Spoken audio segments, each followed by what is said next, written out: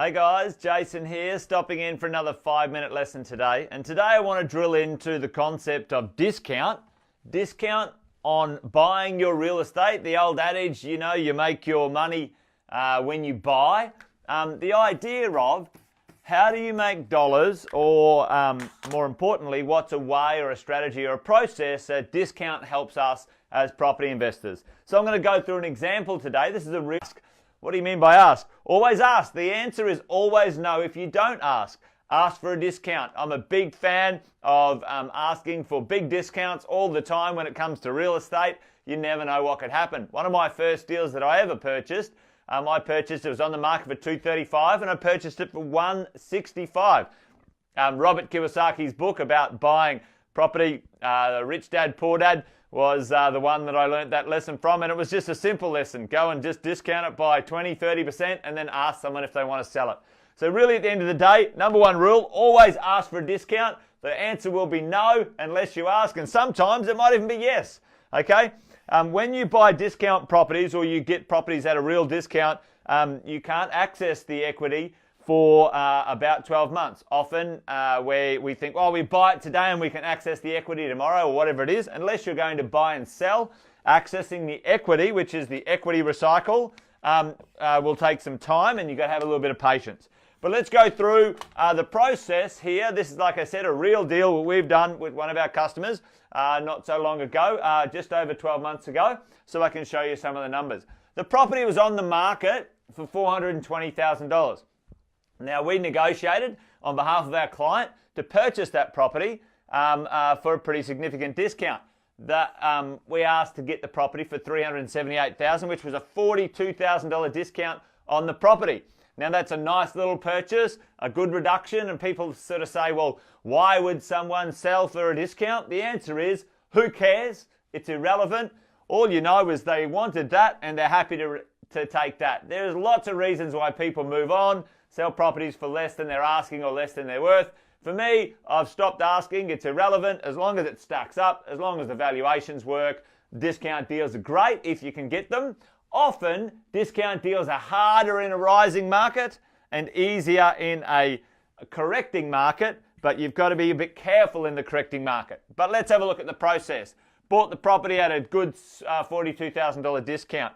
12 months later, over 12 months later, we sent the valuer back to that property and the valuation came back at $477,000.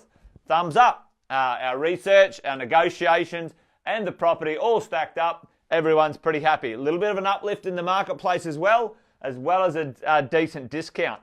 We went back and we got the property revalued, as we said, and now you can top up the loan. You can do a top up on the loan. The original loan was $340,000. Took $56,000 to do the deal at a 90% loan plus some costs, stamp duty, and so on. So our customer had to put in $56,000. And so now the discount deal, the new valuation against a 90% loan is $429,000. Now we top that loan up and we're now able to release equity of $89,000. That's all over a 12-month period, and we didn't have to renovate, we didn't have to develop, we didn't have to do anything. We got ourselves a decent discount, and we got a little bit of market movement at the same time, which was great because this was in the Melbourne Victorian market. So listen, nice little idea, nice way to get some equity. Let's have a look at the outcome of that. $89,000. The whole $56,000 is 100% back, so really, when you're looking at return on capital, the $56,000 in, 100% of it back, tick, big tick in the box, and then another $33,000 extra equity that we can now use to go invest and buy into the future. So there's one way discount deals can be used for you as a property investor to speed up your equity creation. And really, the magic thing is here, return of your capital. The quicker you put, when you put money in, the quicker you can get it back, the quicker you can go to the next property and the next property and the next property.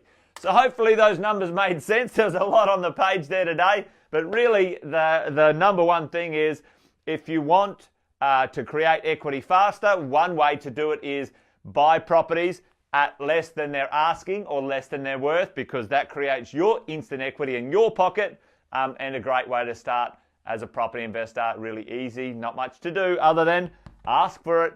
You might be surprised about the answer. Hopefully, guys, that was a good lesson today. If you want to know more, come along to one of our property investor nights, or reach out to a coach. We have many of those around Australia who help property investors all the time. All right, guys, take care and chat soon. Bye now.